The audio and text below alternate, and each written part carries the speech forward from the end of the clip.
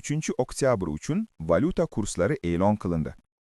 O'zbekiston Markaziy banki 2025-yil 3-oktyabr kuni uchun xorijiy valyutalarning rasmiy kurslarini e'lon qildi. Ma'lumotlarga ko'ra, barcha asosiy valyutalar qimmatlashgan. AQSh dollari 15,62 so'mga qimmatlab, 12,099,72 so'mni tashkil etdi.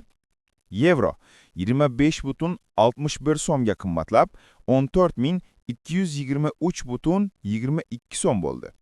Funt sterling 86,34 so'mga qimmatlab, 16,333,41 so'mga yetdi. Rossiya rubli 2,18 so'mga qimmatlab, 148,90 so'm bo'ldi.